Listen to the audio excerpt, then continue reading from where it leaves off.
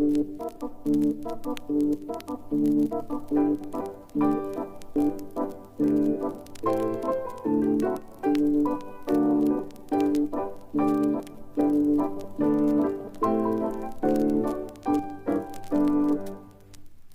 is the story of an American girl called Dorothy, who lived in the heart of the country with Uncle Henry, who was a farmer, and Aunt Em, who was his wife. They were very poor and worked from sunrise till dark.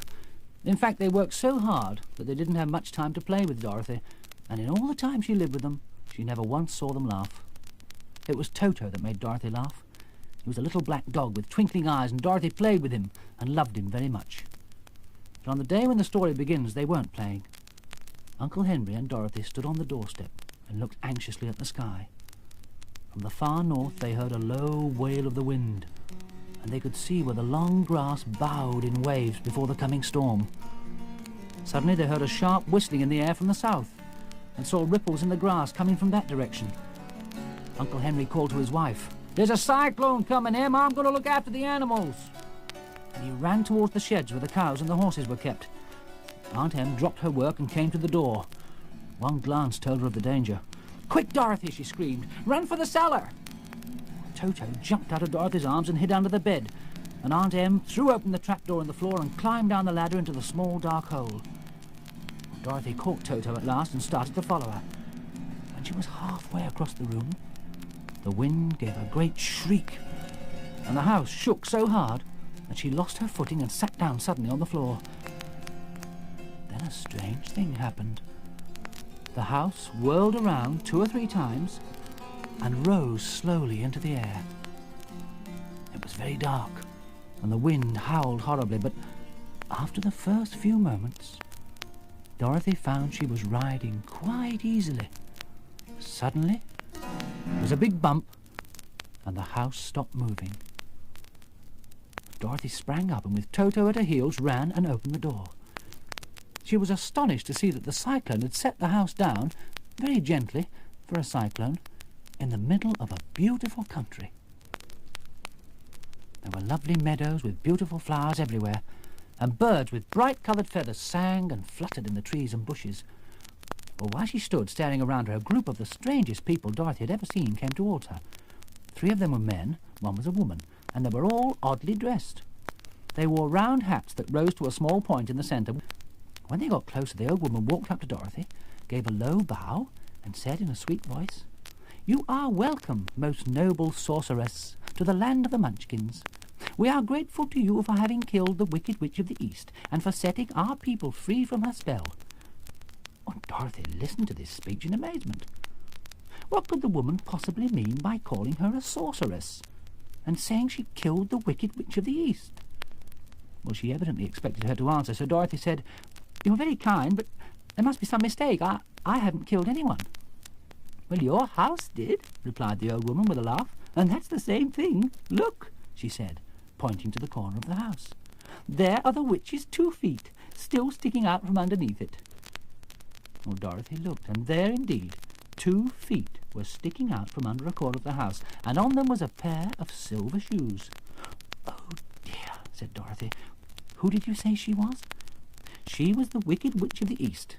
She's held all the Munchkins under her spell for many years, making them slave for her night and day, and now they're all set free.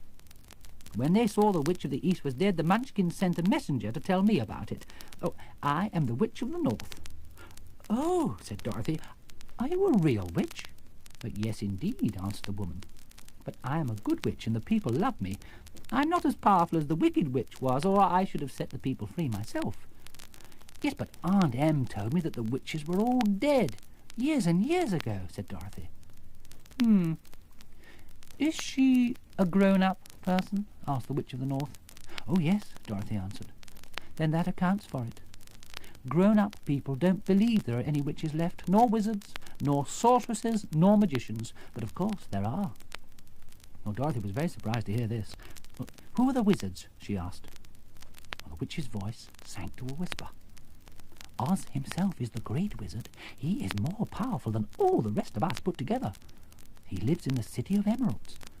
Well, Dorothy was going to ask another question, but just then she noticed that the feet of the dead witch had disappeared entirely, and nothing was left but the silver shoes. The Good Witch of the North bent down, picked up the shoes, and after shaking the dust out of them, handed them to Dorothy. "These are yours, and you must wear them from now on.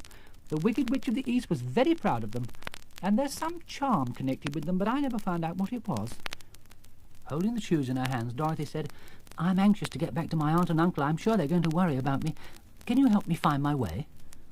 Well, the old woman thought for a moment, then gave a sharp whistle and made a noise like thunder. Then she took off her hat, looked inside, and said suddenly, "Is your name Dorothy?" "Yes." "Then you must go to the City of Emeralds. Perhaps the Wizard of Oz will help you." "Well, where is the City of Emeralds?" "It is exactly in the centre of the country, and is ruled by Oz, the great wizard I told you about." "Well, how can I get there?" Dorothy asked. "You must walk. It's a long journey through a country that's sometimes pleasant, but sometimes dark and terrible. But don't be afraid. I will give you my kiss, and no one will dare to harm a person who's been kissed by the Witch of the North." Well, she came close to Dorothy and kissed her gently on the forehead. Where her lips touched, they left a round, shining mark. "The road to the City of Emeralds is paved with yellow bricks," said the witch, "so you can't miss it. When you get to the Wizard of Oz, don't be afraid. Tell him your story and ask him to help you." Well, the three munchkins bowed low to her, wished her a pleasant journey, then they walked away through the trees. And the witch gave Dorothy a friendly little nod, whirled around on her left heel 3 times, and disappeared. When she was left alone, Dorothy set about making ready for the journey to the City of Emeralds. She went back into the house, took a little basket and filled it with bread from the cupboard and covered it with a white cloth. Then she looked down at her feet and noticed how old and worn her shoes were. They'll never do for a long journey, she thought. So she took them off and tried on the silver ones, which fitted her as well as if they'd been made for her. Then she picked up a basket. "Come along, Toto," she said. "We'll go to the Emerald City and ask the Great Wizard how to get back home again." Well, there were several roads nearby, but it didn't take her long to find the one paved with yellow brick. Within a short time, she was walking briskly towards the Emerald City, her silver shoes tinkling merrily on the hard yellow road.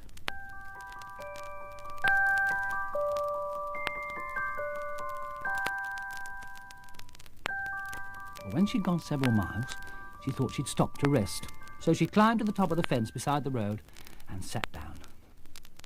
There was a great cornfield beyond the fence, and not far away she saw a scarecrow set up high on a pole to keep the birds away from the ripe corn. Dorothy leaned her chin on her hand and gazed thoughtfully at the painted face of the scarecrow. And as she looked, one of the eyes slowly winked at her. Well, she thought she must have been mistaken at first, but then it winked again.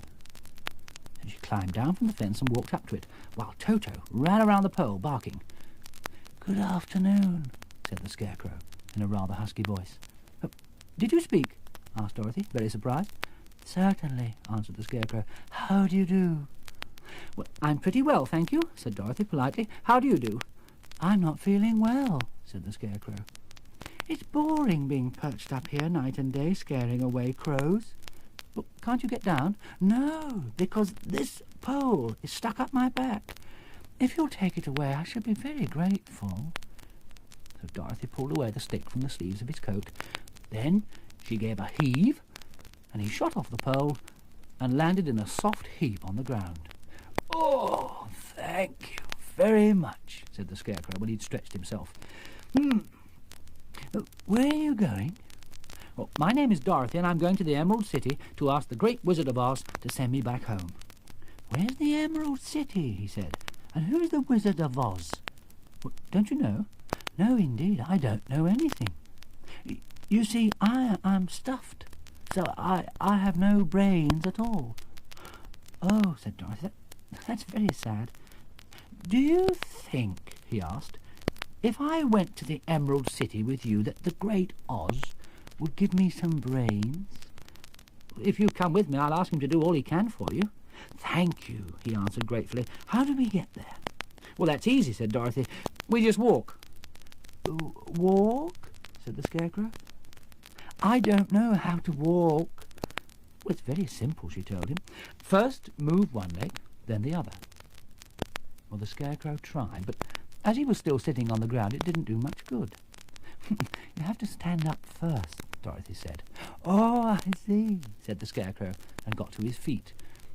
Now, first, lift one leg, said Dorothy, and the Scarecrow did so. Now the other. Well, of course, as soon as the Scarecrow lifted the other foot off the ground, he fell flat on his face.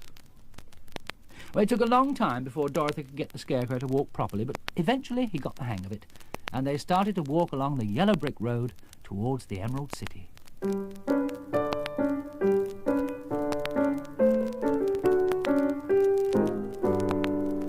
Towards evening they came to a great forest where the trees grew so big and close together that their branches met over the road of yellow brick and made it very gloomy. And soon afterwards the Scarecrow stopped. There's a little cottage, he said. It's built of logs and branches. Shall we go in there? Yes, said Dorothy, I'm tired out. So the Scarecrow led her through the trees till they reached the cottage, and Dorothy went in and found a bed of dried leaves in one corner.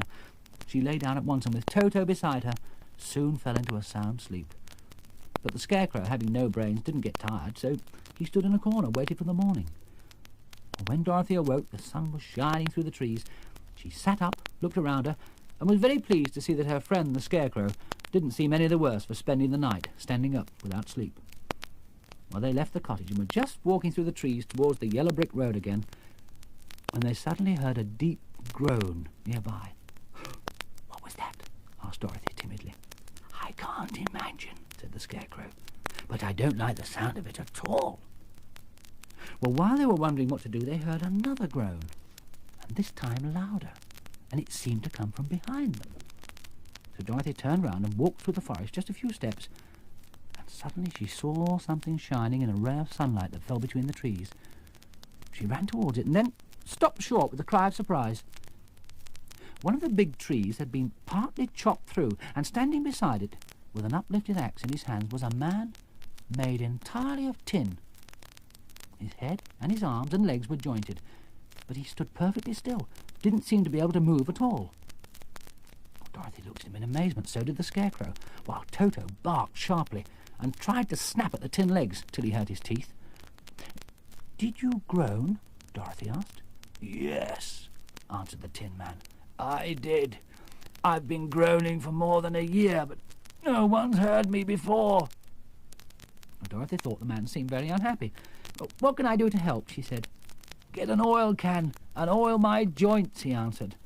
They're rusted so badly I can't move them at all.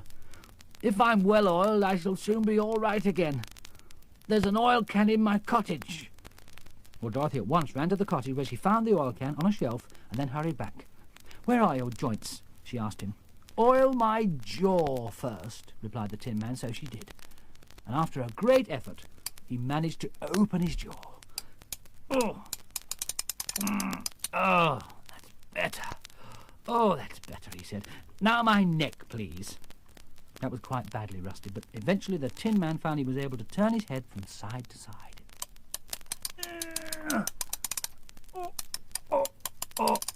Oh, yes.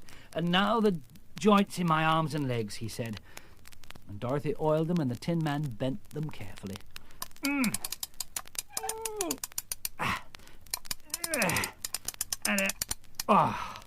Yes, until they were quite free from rust and as good as new. Oh, I'd have stood there forever if you hadn't come along, he said, so you've saved my life.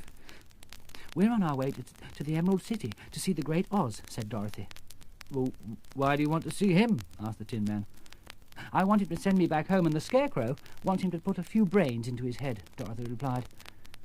Well, the Tin Man seemed to think deeply for a moment. Then he said, Do you suppose the Wizard of Oz could give me a heart? Well, I should think so, said Dorothy. It'd be just as easy as giving the Scarecrow brains. True, said the Tin Man. If you'll allow me to join you, I'll go to the Emerald City as well and ask Oz to help me. Of course, said the Scarecrow, and Dorothy added she'd be very pleased to have his company.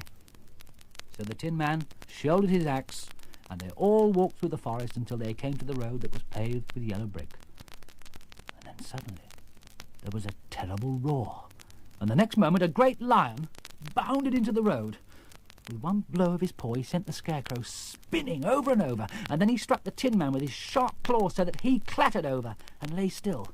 Little Toto, excited by the commotion, ran barking towards the lion, and the great beast opened his mouth to bite the dog, but just before he could do so, Dorothy rushed forward and slapped the lion on his nose as hard as she could. "Don't you dare to bite Toto," she said. "You ought to be ashamed of yourself. A great big beast like you biting a poor little dog." "I didn't bite him," said the lion as he rubbed his nose with his paw where Dorothy had just hit it. "Maybe not, but you tried to," she snapped. "You're nothing but a great big coward." "I know," said the lion, hanging his head in shame. "I've always been a coward, but how can I help it?" "Well, I don't know, I'm sure. To think of you striking a stuffed man like the poor Scarecrow." Is he stuffed? No wonder he went over so easily. I was amazed to see him whirl around like that. Is the other one stuffed as well?" "No," said Dorothy. "He's made of tin." "Oh, that's why he nearly blunted my claws," said the lion. "When they scratched against the tin, it made a cold shiver run down my back. What's that little creature you're holding?" "He is my dog, Toto," answered Dorothy. "Is he made of tin or stuffed?" asked the lion. "Neither. He's an animal like yourself." "Oh, he's a curious animal. He seems remarkably small, now that I look at him. I mean, no one would think of biting such a little thing except a coward like me." And he looked very ashamed. "Why are you a coward?" Dorothy asked him. "It's a mystery," said the lion. "I suppose I was born that way. All the other animals in the forest naturally expect me to be brave because the lion is thought to be the king of the beasts. Well, I learned that if I roared very loudly, every living thing was frightened and got out of my way." "Yes, but that isn't right. The king of the beasts shouldn't be a coward," said the Scarecrow.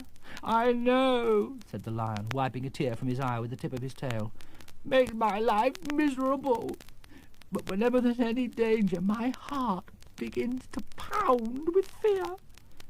"You ought to be glad," said the Tin Man. "At least it proves you have a heart." "Have you any brains?" the Scarecrow asked him. "I suppose so. I've never looked to see." "I'm going to the Great Oz to ask him to give me some," replied the Scarecrow, "because my head is stuffed with straw." "And I'm going to ask him to send Toto and me back home," added Dorothy. "Do you think Oz could give me some courage?" asked the lion. "Just as easily as he could give me some brains," said the Scarecrow. "Then if you don't mind, I'll go with you. You see, my life is simply unbearable without a bit of courage." "You'll be very welcome," answered Dorothy, "and you'll help to keep away the other wild beasts." And so they set off again.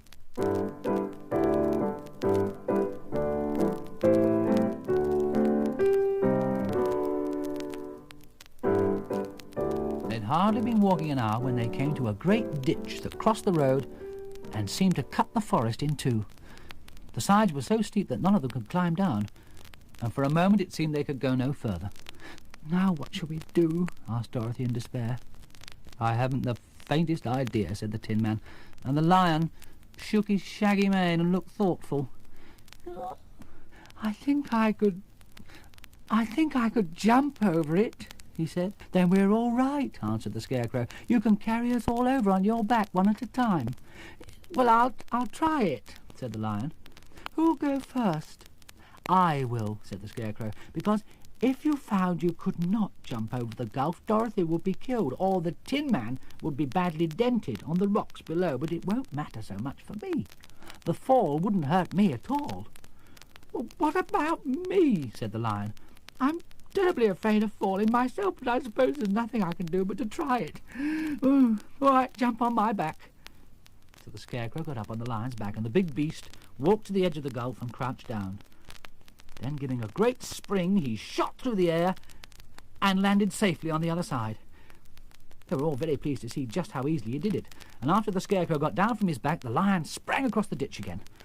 Dorothy thought she'd go next, so she took Toto in her arms and climbed on the lion's back, holding tightly to his mane with one hand.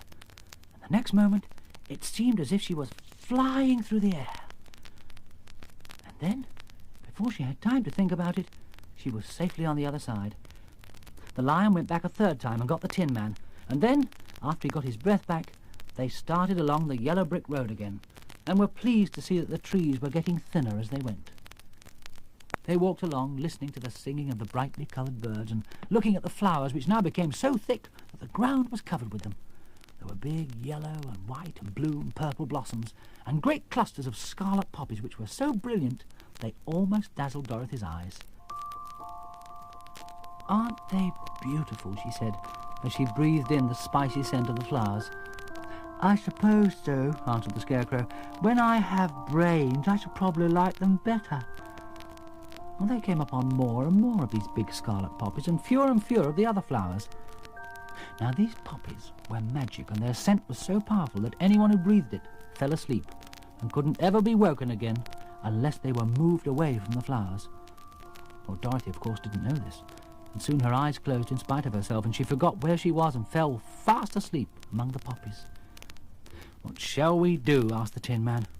"If we leave her here, she'll die," said the Lion. "The smell of the flowers is killing us all. I myself can hardly keep my eyes open. And the dog's asleep already." It was true. Toto had fallen down beside his mistress, but the Scarecrow and the Tin Man, not being made of flesh, weren't troubled by the scent of the flowers. "Run fast," said the Scarecrow to the Lion, "and get away from these deadly flowers as soon as you can. We'll bring Dorothy with us, but if you fall asleep, you're too big to be carried." So the Lion bounded forward as fast as he could go. In a moment, he was far out of sight. "Let's make a chair with our hands and carry her," said the Scarecrow. So they picked up Toto and put him in Dorothy's lap and carried the sleeping girl between them through the flowers. On and on they walked until at last they came upon their friend, the Cowardly Lion, lying fast asleep among the poppies. The flowers had been too strong for him. He'd given up at last and fallen only a short distance from the end of the poppy field. "We can do nothing for him," said the Tin Man sadly. "He's much too heavy to lift. We must leave him here to sleep on forever. Perhaps he'll dream that he's found his courage at last." "Oh, I'm sorry," said the Scarecrow. "The Lion was a very good friend for one so cowardly. But we must go on if we're to save Dorothy and Toto." So they carried the sleeping girl to a pretty spot beside the river. "She's very still," said the Tin Man. "I hope she's all right." "So do I," said the Scarecrow. "I'm very worried. She doesn't seem to be breathing at all. Do you think she'll ever wake up?" And just then they heard a low growl, and they saw a strange beast come bounding towards them. It was a great, wild, yellow cat. Its ears were lying close to its head, its mouth was wide open, showing 2 rows of ugly teeth, and it had red eyes which glowed like balls of fire. As it came nearer, the Tin Man saw that it was chasing a little grey field mouse, and even though it had no heart, he knew it was wrong for the wild cat to try and kill such a pretty and harmless animal. So he raised his axe and frightened the beast so that it ran away, howling. The field mouse, seeing what had happened, stopped suddenly and said in a squeaky little voice, "Oh, thank you for saving my life." "Don't mention it," said the Tin Man. "I have no heart, you know, so I'm careful to help anyone who's in need of a friend, even if it happens to be only a mouse." "Only a mouse?" cried the little animal indignantly. "Why, I am the queen of all the field mice." "Oh, indeed," said the Tin Man, making a bow. At that moment several mice came running up as fast as their legs could carry them. Oh, Your Majesty, we thought you'd be killed. How did you manage to escape the great wild cat?" they all asked in their twittering little voices. "This funny Tin Man saved my life," The Queen answered.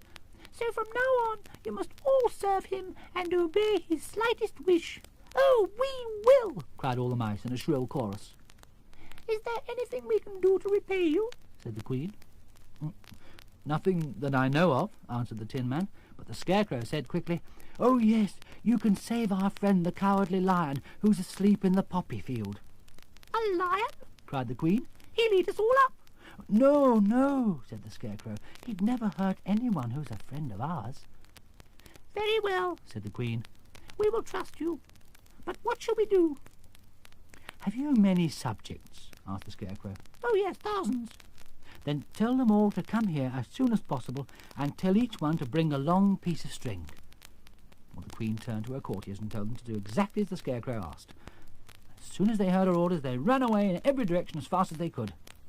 "Now," said the Scarecrow to the Tin Man, "you must go to those trees by the riverside and make a truck that will carry the lion." Well, the Tin Man went at once and got to work so quickly that by the time the mice began to arrive, it was ready. Well, they came from all directions. There were thousands of them. Big mice, little mice, middle-sized mice, and each one brought a piece of string in its mouth. Well, the Scarecrow and the Tin Man then got to work fixing one end of the string around the neck of each mouse and the other end to the truck. Well, of course, the truck was 1,000 times bigger than any of the mice, but when they'd all been harnessed, they were able to pull it quite easily. Well, after a lot of hard work, for the lion was very heavy, they managed to get him up on the truck. Then the Queen gave her people the order to start immediately, because she was afraid that if the mice stayed among the poppies too long, they'd fall asleep as well. At first, the little creatures could hardly move at all, but the Tin Man and the Scarecrow both pushed the truck from behind, and that helped a lot. Soon they rolled the lion out of the poppy field and into the meadow, where he could breathe the sweet fresh air again instead of the poisonous scent of the flowers. Dorothy, who'd woken up by this time and was quite recovered, came to meet them and thanked the little mice very warmly for saving her friend from death. Then the Scarecrow and the Tin Man unharnessed the mice from the truck, and they scampered away through the grass to their homes. The Queen was the last to leave. She handed Dorothy a tiny whistle. "If you ever need us again," she said, "blow this whistle and we will come and help you." And off she went. Well, it was some time before the Cowardly Lion woke up, but when he did open his eyes and roll off the truck, he was very glad to find himself still alive. When he was completely awake, they started off again, and after walking for about an hour, they saw a beautiful green glow in the sky just in front of them. "Oh, that must be the Emerald City," Dorothy said. As the friends walked on, the green glow became brighter, and it seemed that they were nearing the end of their journey at last. Yet it was afternoon before they came to the great sparkling wall that surrounded the city. In front of them, and at the end of the road of yellow brick, was a big gate, all studded with emeralds that glittered in the sun. There was a bell next to the gate. Dorothy pushed the button and heard a silvery tinkling sound in the distance. Then the gate swung slowly open, and they all walked through and found themselves in a large room with a high ceiling which glistened with thousands of emeralds. Before them stood a man who was dressed in green from head to foot. He saluted them smartly. "And what do you seek in the Emerald City?" the gatekeeper asked. "We came here to see the Great Wizard of Oz," said Dorothy. Well, the man was so surprised at this answer that he sat down to think it over. "It's many years since anyone asked to see Oz," he said. "He's powerful and terrible, and if you bother him foolishly, he might be angry and destroy you all in an instant. Still, I am the guardian of the gates, and if you demand to see the great Oz, I must take you to his palace. But first you must put on the spectacles." "Why?" asked Dorothy. "Because if you didn't, the brightness and glory of the Emerald City would blind you. Even those who live in the city have to wear spectacles all the time. They are locked on, and I have the only key that will unlock them." He opened a big box, and Dorothy saw that it was filled with green spectacles of every shape and size. The guardian of the gates found a pair for each of them. Then he locked them fast with the key, and led the travellers through the streets until they came to a big building exactly in the middle of the city. "This is the palace of Oz the Great Wizard," he said. "He will grant you an audience, but each of you must enter his presence alone, and he will only admit one each day." On the next day, soon after breakfast, Dorothy set off for the throne room of the Great Wizard. At the end of a long corridor, she opened a little door, walked boldly through, and found herself in a wonderful room. The walls and ceiling and floor were covered with large emeralds. But what interested Dorothy most was the great throne of green marble that stood in the middle of the room. It was shaped like a chair and sparkled with jewels like everything else, and on it sat a strange figure with a wise and solemn face, the Great Wizard of Oz. Well, as Dorothy looked at him in wonder and fear, the eyes turned slowly and looked at her sharply and steadily. "I am Oz the Great and Terrible," he said. "Who are you, and why do you seek me?" Well, it wasn't such an awful voice as she'd expected, so she took courage and answered, "I am Dorothy the Small and Meek, and I've come to you for help." Well, the eyes looked at her thoughtfully for a long time. Then the voice said, "Where did you get the silver shoes that you are wearing?" "I got them from the Wicked Witch of the East when my house fell on her and killed her," she replied. And where did you get the mark on your forehead? That's where the Good Witch of the North kissed me when she said goodbye and sent me to you. What do you wish me to do? The wizard asked. Send me back home, please, where my Aunt Em and Uncle Henry are, she answered. Well, said the wizard, you have no right to expect me to send you back home unless you do something for me in return. Well, what must I do? Dorothy asked. Kill the Wicked Witch of the West, said the voice. Oh, but I can't. You kill the Witch of the East, and you wear the silver shoes which bear a powerful charm, said the wizard. There is now only one wicked witch left in all this land, and when you tell me that she is dead, I will send you back home, but not before. Dorothy left the throne room sadly and went back to where the Lion and the Scarecrow and the Tin Man were waiting to hear what Oz had said to her. It's impossible, she said.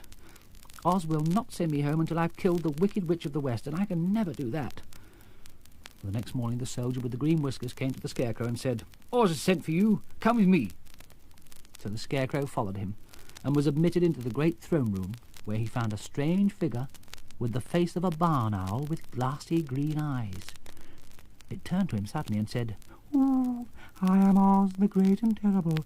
Who are you, and why do you seek me?" Now the Scarecrow, who'd expected to see the great wizard that Dorothy had told him about, was astonished. But he answered bravely, I'm only a scarecrow stuffed with straw, and I've come to you in the hope that you will put brains into my head." "Why should I do this for you?" the voice asked. "Because you're wise and powerful, and no one else can help me," the Scarecrow answered. "I never grant favours without something in return," said Oz. "But this I will promise. If you kill the Wicked Witch of the West for me, I will give you a lot of brains, and such good ones that you will be the wisest man in the land of Oz. Now go." Well, the Scarecrow went sorrowfully back to his friends and told them about the strange figure and what it had said. The next morning, when the Tin Man entered the great throne room, he saw neither the wizard nor the owl. For Oz had changed himself again by magic, and now appeared as a terrible beast. "I am Oz, the Great and Terrible," said the beast in a voice that was one great roar. "Who are you, and why do you seek me?" "I'm a man made of tin, so I have no heart and cannot love. I would like you to give me a heart, so that I can be like other men." Oz gave a low growl at this. If you want a heart, you must earn it." "Well, how?" asked the Tin Man. The wizard rose to his feet. "Help Dorothy to kill the Wicked Witch of the West," the beast replied. "When the witch is dead, come to me again, and I will give you the biggest, kindest, and most loving heart in all the land of Oz." The Tin Man returned sorrowfully to his friends and told them what the wizard had said. The next morning the Lion went through the door, and glancing around, saw to his surprise that before the throne was a great sun, with rays so fierce and glowing he could scarcely bear to look at them. He was so frightened his teeth began to chatter. A low, quiet voice came from the mouth of the sun. "I am Oz, the Great and Terrible. Who are you, and why do you seek me?" The Lion answered, I'm a cowardly lion, afraid of everything. I've come to you to beg you to give me courage, so that I may really become the king of the beasts." The sun shone fiercely for a time. Then the voice said, "Bring me proof that the Wicked Witch is dead, and I will give you courage. But as long as the witch lives, you must remain a coward." The Lion was glad to find his friends waiting for him, and told them about his terrible interview. "What shall we do now?" he asked. "There's only one thing we can do," said Dorothy, "and that is to seek out the Wicked Witch and destroy her." Well, they found the soldier with the green whiskers and asked him to show them the way back to the gates of the city. He led them through the streets until they reached the room where the guardian of the gates lived.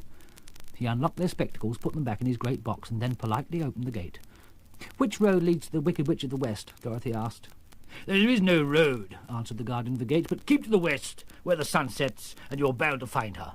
And he saluted. Well, they turned towards the west, walking over fields of soft grass, dotted here and there with daisies and buttercups. The Emerald City was soon left far behind.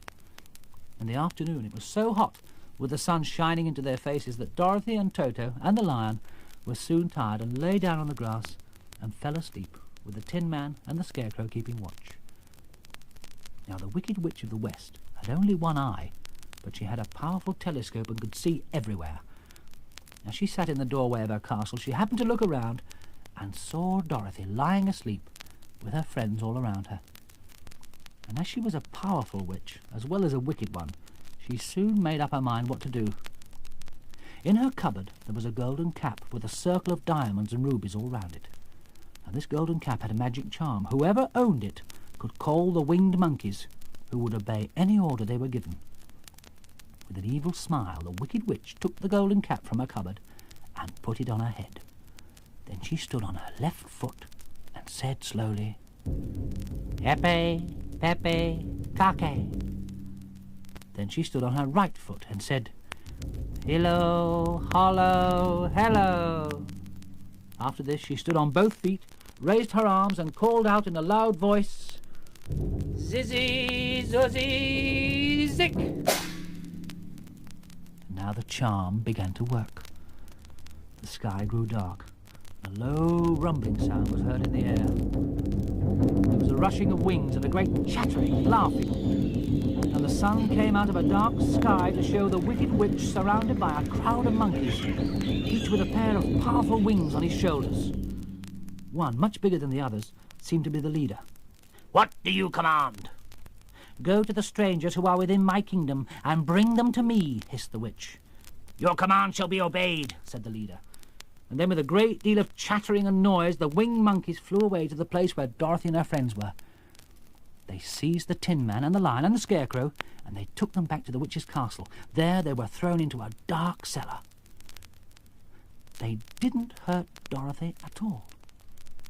The leader of the winged monkeys flew up to her, his long, hairy arms stretched out, and his ugly face grinning terribly. But then he saw the mark of the good witch's kiss on her forehead, and he stopped suddenly. We dare not hurt this little girl, he said to the others, because she is protected by the power of good, and that is greater than the power of evil. All we can do is to carry her to the castle of the Wicked Witch and leave her there. So, carefully and gently, they lifted Dorothy in their arms and carried her swiftly through the air until they came to the castle, where they set her down on the front doorstep. The Wicked Witch was surprised and worried when she saw the mark on Dorothy's forehead, because she knew that neither the winged monkeys nor she herself dare hurt the girl in any way. She looked down at Dorothy's feet, and seeing the silver shoes, she began to tremble with fear, for she knew what a powerful charm they had. But then she realized that the little girl didn't know about the wonderful power the silver shoes gave her. So she laughed to herself, and she thought, "I can still make her my slave, for she doesn't know how to use her power." And she made Dorothy clean the kettles and sweep the floor and keep the fire made up. As the days wore on, Dorothy became very sad indeed, because she realized how difficult it was going to be to get back home. Now the Wicked Witch longed to own the silver shoes, but she noticed that Dorothy never took them off, so she had to think of a plan to trick her. Finally, she hit upon the very idea. She placed a bar of iron in the middle of the kitchen floor and made it invisible, so that when Dorothy walked across the room, she tripped over it and fell flat on her face. Well, she wasn't hurt very much, but as she fell, one of the silver shoes came off, and before she could reach it, the witch had snatched it away. Dorothy was so angry that she picked up a bucket of water that stood near and threw it over the witch, wetting her from head to foot. Instantly the wicked woman gave a loud cry of fear, and then, as Dorothy looked at her in amazement, the witch began to shrink before her eyes. "See what you've done!" she screamed. "In a few minutes I shall have melted away, and you'll have the castle to yourself. I know that I've been wicked in my day, but I never thought a little girl like you would ever be able to melt me and end my wicked deeds. Oh, look out! Here I go!" And with these words, the witch melted away to nothing. After picking up the silver shoe, which was all that was left of the old woman, Dorothy cleaned and dried it with a cloth and put it back on again. Then she took the witch's keys, ran down to the cellar, and released the others. When they were reunited, Dorothy and her friends danced for joy. "I can hardly believe it," said Dorothy. "Now we can go back to the Wizard of Oz and claim his promise." Well, she went to the witch's cupboard to fill her basket with food for the journey, and there she saw the golden cap. She tried it on her own head and found that it fitted her exactly. She didn't know anything about the magic charm of the golden cap, but she thought it was pretty, so she decided to wear it. Then they all started for the Emerald City. Now, you remember that I told you there was no road, not even a pathway, between the castle of the Wicked Witch and the Emerald City. Well, of course, the travellers had been carried to the castle by the winged monkeys. But it was much harder to find their own way back through big fields of buttercups and yellow daisies. They knew, of course, that they must go to the east, towards the rising sun. And they started off in the right direction. But at midday, when the sun was over their heads, they didn't know which was east and which was west. And they all sat down on the grass and looked at each other. Dorothy was almost in tears, but then a bright idea came to her. "Suppose we call the field mice," she said. "They could probably tell us the way to the Emerald City." So she blew the little whistle that the Queen of the Mice had given to her. And in a few minutes, they heard the pattering of tiny feet, and hundreds of the small grey mice came running up. Among them was the Queen herself, who asked, in her squeaky little voice, "What can I do for my friends?" "We've lost our way," said Dorothy. "Can you tell us where the Emerald City is?" "Certainly," answered the Queen. And then she noticed Dorothy's golden cap, and she said, "Why don't you use the charm of the cap to call the winged monkeys to you? They will carry you to the City of Oz in no time." "Well, I didn't know there was a charm," said Dorothy. "It's written inside," replied the Queen. "But if you're going to call the winged monkeys, we must run away, for they're full of mischief and think it great fun to tease us." "But won't they hurt me?" "Oh, no. They have to obey the wearer of the cap. Goodbye." And she scampered out of sight, with all the mice hurrying after her. Well, Dorothy looked inside the golden cap and saw some words written on the lining. She thought these must be the charm, so she read the directions carefully and put the cap on her head. Pepe, Pepe, Kaki. Hillo, hollow, hello. Zizzy, Zuzzy, sick. For a moment, nothing happened. And then they heard a great chattering and a flapping of wings as the band of winged monkeys flew up to them.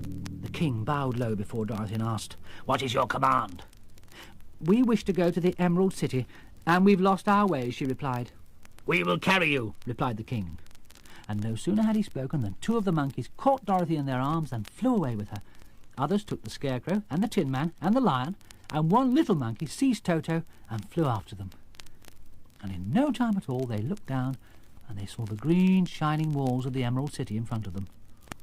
The strange animals set the travellers down carefully before the gate of the city. The king bowed low to Dorothy and then flew swiftly away, followed by all his band. Now, Dorothy and her friends made their way to the great throne room. They knocked at the door and walked in. They looked about and they saw no one at all in the room. And suddenly they heard a voice, which seemed to come from somewhere near the top of the great dome. "I am Oz, the great and terrible. Why do you seek me?" "We've come to claim our promises, O Oz," said Dorothy. "Is the Wicked Witch really destroyed?" asked the voice, and Dorothy thought that it trembled a little. "Yes," she answered. "I melted her with a bucket of water." "Dear me," said the voice. "Come back tomorrow. I must have time to think it over." "You've had plenty of time already," said the Scarecrow. "You must keep your promises to us," exclaimed Dorothy. Well, the lion thought it might be just as well to scare the wizard, so he gave a loud, frightening roar. Toto was terrified and jumped away in alarm and tipped over a screen that stood in a corner. And the next moment they could hardly believe their eyes. In the corner, no longer hidden by the screen, stood a little old man with a bald head who seemed to be just as surprised as they were. The Tin Man raised his axe and rushed towards him and cried out, "Who are you?" I am Oz, the great and terrible," said the little man in a trembling voice. "But don't strike me, please, don't. I'll do anything you want me to." Well, everyone looked at him in surprise and dismay. "Aren't you a great wizard?" asked Dorothy. "Hush, my dear, hush. Don't speak so loud, you'll be overheard. I should be ruined. I'm supposed to be a great wizard." "And aren't you?" she asked. "Not a bit of it, my dear. I'm just a common man." "You're more than that," said the Scarecrow in a grieved tone. "You're a fraud." "But I don't understand," said Dorothy in bewilderment. "How was it that you appeared to me as a great wizard?" "Oh, that was one of my tricks," answered Oz. "It was just a mask. I could look like an owl or a great beast or even like the sun quite easily by putting on different masks." I always thought it seemed a bit like showing off, said the Scarecrow. You ought to be ashamed of yourself. Oh, I am, I certainly am, answered the little man sorrowfully. But it was the only thing I could do. If you listen for a moment, I'll tell you my story. I was born a long way from here, he said, and when I grew up, I became a ventriloquist. Well, after a time, I grew tired of that. I became a balloonist in a circus. Well, one day I went up in the balloon and the ropes got twisted so that I couldn't come down again. And for a day and a night I travelled through the air. And on the morning of the second day I woke up and found the balloon floating over a strange, beautiful country. It came down gradually and I wasn't a bit hurt. But I found myself in the midst of a strange people who, seeing me come from the clouds, thought I was a great wizard. So I ordered them to build this city and my palace. Then I thought, as the country was so green and beautiful, I would call it the Emerald City. And to make the name fit better, I put green spectacles on all the people so that everything they saw was green. Well, one of my greatest fears was the witches, so you can imagine how pleased I was when I heard that your house had fallen on the Wicked Witch of the East. When you came to see me, I was willing to promise you anything, if only you'd do away with the other witch. Well, now that you've melted her, I'm ashamed to say that I can't keep my promise. But what about my brains? And how about my courage? And what about my heart? Said the Tin Man. Well, the wizard thought for a moment, then came to a decision. Very well, he said meekly. Come and see me tomorrow. I've played the wizard for so many years, I may just as well continue the part a little longer. And what about me? Said Dorothy. How am I to get back home? Well, we shall have to think about that, replied the little man. But when they'd gone, the wizard walked up and down, thinking. It took him so long he didn't notice he'd been thinking all night until he heard a knock at the door and found the Scarecrow waiting for him. Good morning, said the Scarecrow. I've come for my brains. Oh, yes. Sit down in that chair, please, replied Oz. You must excuse me for taking your head off, but I shall have to do it in order to put your brains in the proper place. That's all right, said the Scarecrow. So the wizard unfastened his head and emptied out the straw. Then he went into a back room and took up a handful of bran, which he mixed up with a great many pins and needles. He filled the top of the Scarecrow's head with the mixture and stuffed the rest of the space with straw to hold it in place. But when he'd fastened the Scarecrow's head on his body again, he said to him, From now on you will be a great man, for I have given you a lot of brand new brains. Well, the Scarecrow was both pleased and proud at being granted his greatest wish, and having thanked Oz warmly, he went back to his friends. Then the Tin Man went to the throne room, knocked on the door, and said, I've come for my heart. Oz brought a pair of scissors, cut a small square hole in the left side of the Tin Man's breast. Then, going to a chest of drawers, took out a heart, made entirely of silk, stuffed with sawdust. Isn't it a beauty? He said. "'Tis indeed," replied the Tin Man, "but is it a kind heart?" "Oh, very," answered Oz. The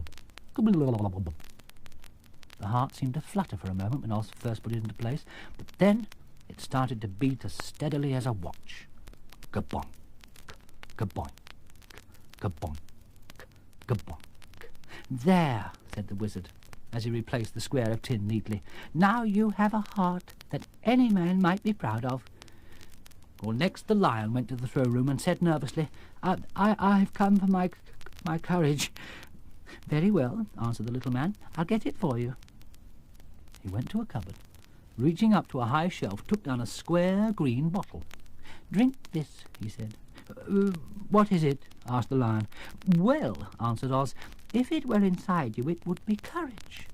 You know, of course, that courage is always inside one, so that this really cannot be called courage until you've swallowed it. I advise you to drink it as soon as possible." The Lion tasted it. It was like very nasty medicine, but he decided to make the best of it, and soon emptied the bottle. "How do you feel now?" asked Oz. "Full of courage," replied the Lion, and he went joyfully back to his friends to tell them all about it. Well, for 3 days, Dorothy heard nothing from Oz, but on the 4th, to her great joy, he sent for her, and when she entered the throne room, said pleasantly, "My dear, I think I've found the way to get you out of this country. Now, the first thing to do is to cross the desert and then it should be easy." "Well, how can I do that?" she asked. "Well, I'll tell you what I think," said the little man. "I believe the best way will be through the air. Now, it's quite beyond my powers to make a cyclone, but I've made a great balloon of silk. We can fill it with hot air." "We?" exclaimed the girl. Are you going with me?" "Oh, yes," replied Oz. "I'm tired of being such a fraud. I'd much rather go back home with you and be in a circus again. Now, we shall need a basket to ride in." And he sent the soldier with the green whiskers for a big clothes basket, which he fastened with many ropes to the bottom of the balloon. Then he ordered the balloon to be carried out in front of the palace, where the people gazed upon it in amazement. The Tin Man had chopped a big pile of wood, and now he set fire to it, and Oz held the bottom of the balloon over the fire, so that the hot air that rose from it would be caught in the silken bag. Well, gradually the balloon swelled out and rose into the air, until finally the basket just touched the ground. Then Oz got into the basket and said to the people in a loud voice, "I'm now going away to visit another wizard. When I'm gone, the Scarecrow will rule over you. I command you to obey him as you would me." The balloon was, by this time, tugging hard at the rope that held it to the ground. "Come along, Dorothy," cried the wizard. "Hurry up or the balloon will fly away." She was just a few steps from it when there was a gust of wind. Crack went the ropes, and the balloon rose into the air without her.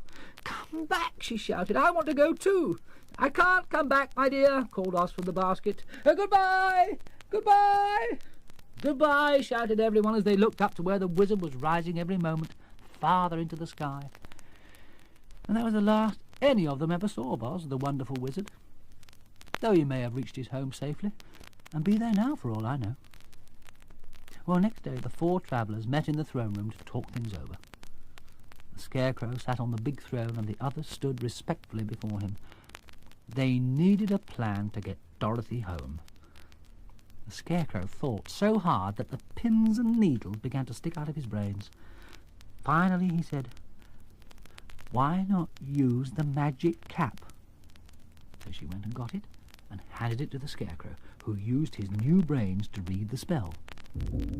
Epe, pepe, kake. Hillo, hollo, hello. Zizzy, zizzy, zig. Well, they all expected the winged monkeys to appear, but for a moment nothing happened. Then the air filled with the sound of tinkling bells, and suddenly Glinda, the good witch of the south, stood before them. "What can I do for you, my child?" she asked. Well, Dorothy told the witch how the cyclone had brought her to the land of Oz, how she'd found her companions, and of the wonderful adventures they'd had, and how her greatest wish now was just to get back home. "That is easy," said Glinda.